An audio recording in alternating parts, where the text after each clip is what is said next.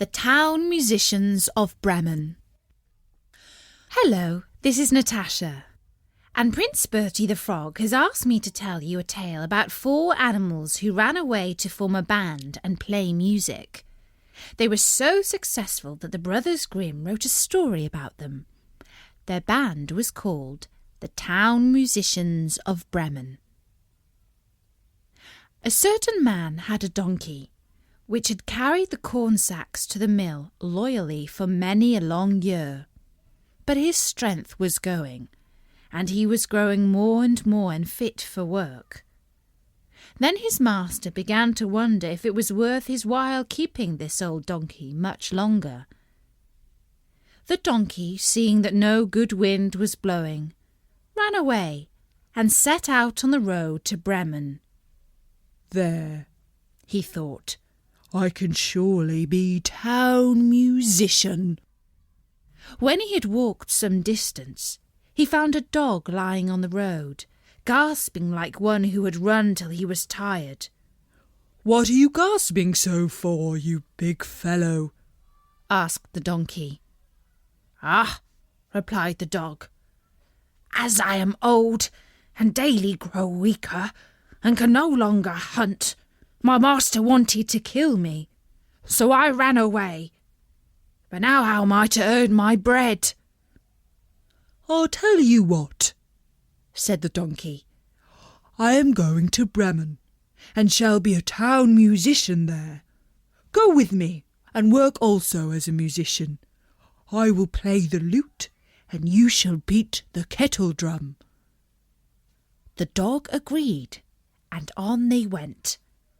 Before long they came to a cat, sitting on the path with a face like 3 rainy days. "Now then, old Fluff and Claws, what's gone all wrong with you?" asked the donkey.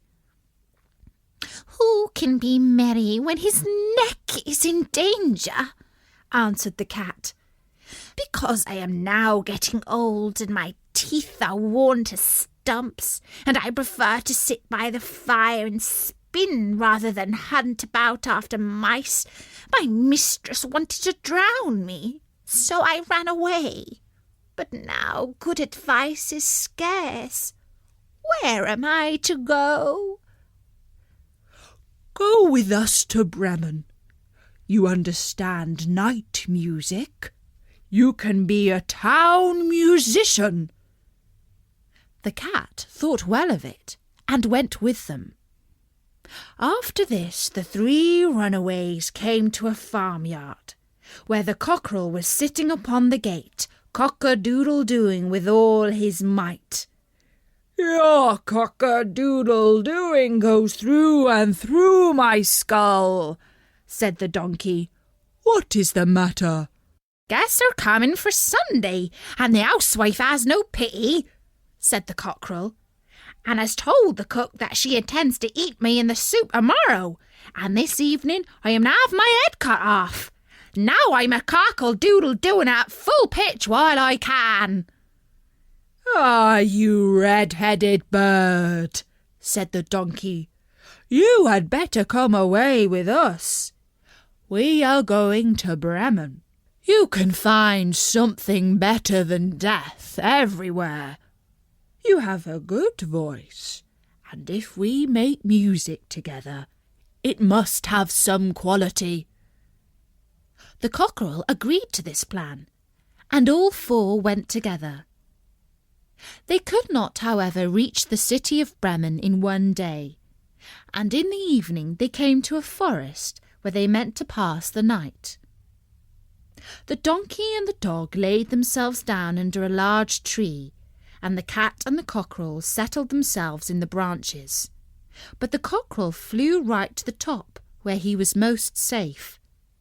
Before he went to sleep, he called out to his companions that there must be a house not far off, for he saw a light. The donkey said, "If so, we had better get up and go on, for the shelter here is bad." The dog thought that a few bones with some good meat would do him good too. So they moved further on, and soon saw the light shine brighter and grow larger, until they came to a well-lit robber's house. The donkey, as the biggest, went to the window and looked in. "What do you see, my grey horse?" asked the cockerel. "What do I see?" answered the donkey. "A table covered with good things to eat and drink, and robbers sitting at it enjoying themselves." "That would be the sort of thing for us," said the cockerel. Yes. Oh, how I wish we were there," said the donkey. Then the animals put their heads together and schemed how best to win an invitation to come inside and join the robbers at the table.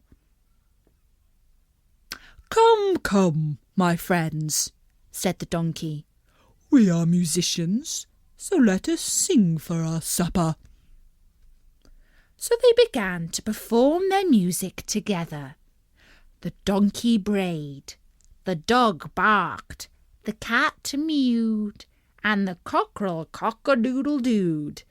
Then they burst through the window into the room so that the glass clattered. At this horrible din, the robbers sprang up, thinking no otherwise than that a ghost had come in, and they all fled in a great fright out into the forest. The 4 companions now sat down at the table, well content with what was left, and ate as if they were going to fast for a month. As soon as the 4 musicians had done, they put out the light, and each found a sleeping place according to his nature and to what suited him best. The donkey laid himself down upon some straw in the yard, the dog behind the door, the cat upon the hearth near the warm ashes, and the cockerel perched himself upon a beam on the roof, and being tired from their long walk, they soon went to sleep.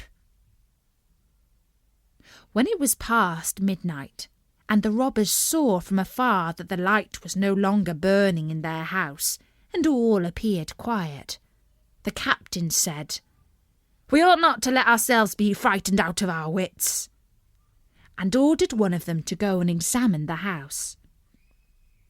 The messenger, finding all still, went into the kitchen to light a candle, and taking the glistening fiery eyes of the cat for burning coals, he held the candle to them to light it. But the cat did not understand what he meant to do, and flew in his face, spitting and scratching.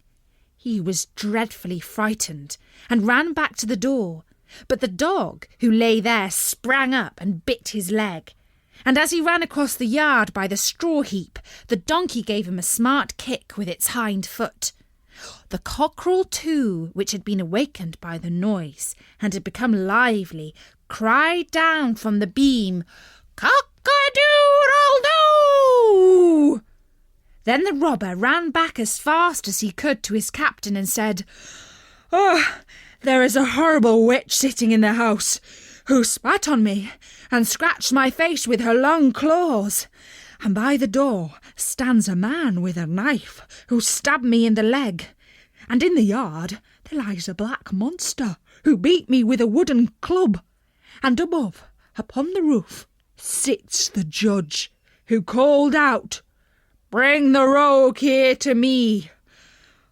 So I got away as well as I could." After this, the robbers did not trust themselves in the house again. But it suited the 4 musicians of Bremen so well that they did not care to leave it any more.